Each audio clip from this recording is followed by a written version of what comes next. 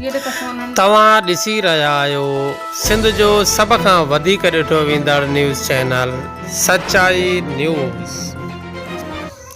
नाज़रीन, गढ़ी यासीन मां सचाई न्यूज़ जे नुमाइंदे शमीर अली जमाली जी रिपोर्ट शामिल कंदा हलूं त गढ़ी यासीन भरिसां ॻोठ मारू बरड़ा में वॾेरे अली मदद बुर्ड़ो जी रहाइशगाह ते सिंध डेवलपमेंट ऑर्गेनाइजेशन तरफ़ां सवे मुस्तहिक औरतुनि ऐं मर्दनि में राशन बैग, व्हील चेयर, सिलाई मशीन ऐं रक्षा तक़सीम करण जो शानदार प्रोग्राम थी गुज़रियो।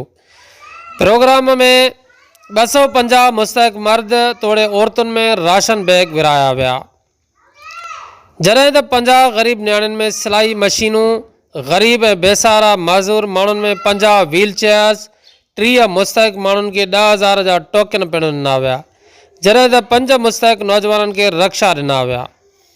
उन मौक़े ते सिंध डेवलपमेंट ऑर्गेनाइजेशन के चेयरमैन मुनीर अहमद बुर्ड़ो, अनवर अली बुर्ड़ो, नईम अहमद बुर्ड़ो, वसीम बुर्ड़ो ऐं ॿियनि साफ़िन सां ॻाल्हाईंदे चयो त ज़िले शिकारपुर के मुख़्तलिफ़ ॻोठनि के मुस्तहिक मर्दनि और औरतुनि में राशन बैग, सिलाई मशीनूं ऐं ॿियो सामान तक़सीम कयो आहे।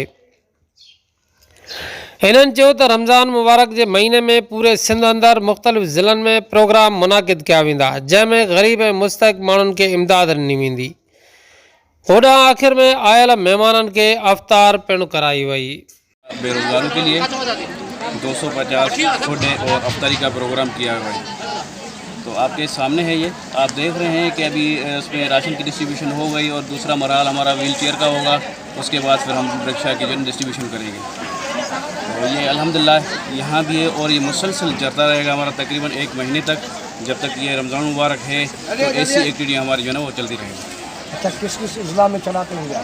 हमारे तकरीबन ये 7 जो है ना डिस्ट्रिक्ट में है। डिस्ट्रिक्ट शिकारपुर है, डिस्ट्रिक्ट लाड़काना, थरपारकर, मीरपुर खास, उमरकोट, जैकमाबाद, तो ये मुख्तलिफ डिस्ट्रिक्ट में है। और जी तो अॼु ही जो असो गोठ मारू बरड़ा में असो डिस्ट्रीब्यूशन आ व्हील चेयर, सिलाई मशीन ऐं असो राशन, उन असो कैश, वो असां इन जे करे कैश रखियो आहे त हिकिड़ा मज़दूर लाचार आहिनि जंहिंखे का दवा जी ताक़त न आहे, कंहिंखे इलाज जी सहूलियत न आहे, उनजो असां फ़ी माण्हू खे 10,000 रुपया रखियो आहे।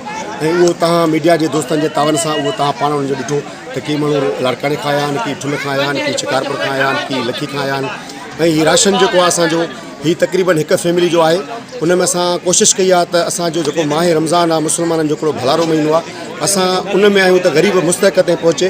छो त हिकिड़ी असांजी सर्वे टीम आहे, ही असांजी घर घर ॻोठनि में सर्वे कंदी आहे, जीअं उहे मुस्तहिक माण्हुनि ताईं तव्हां उनजा महिरबान साथी आहियो ऐं तव्हां पाण उनखे विज़िट कयो आहे, चेक कयो आहे त वाकई मुस्तहिकनि ताईं। बाबा तव्हां किथां जा आहियो? शिकारपुर खां पतिरो। तव्हांखे केतिरी तकलीफ़ पई व्हील चेयर जी? जो व्हील चेयर तव्हांखे कोन हुई? हा, हाणे हिन व्हील चेयर जे मिलण खां पोइ केतिरो ख़ुशि आहे तूं? असांजी टीम तव्हां त SDO जी पहुती हुते तव्हांखे विज़िट करे तव्हांखे बग़ैर कोई लालच लोभ कोई पैसो पाई त कोन वरितो आहे, हीअ ख़ुदा वास्ते तव्हांखे मिली आहे, ख़ुदा वास्ते। नाज़रीन, मज़ीद खबरें और अपडेट्स के लिए देखते रहिए सच्चाई न्यूज़। आप हमारी खबरें किसी भी वक्त यूट्यूब, ट्विटर और फेसबुक पेज पर सच्चाई न्यूज़, स्पेल है SACHAI स्पेस NEWS लिखने के बाद सर्च करके देख सकते हैं।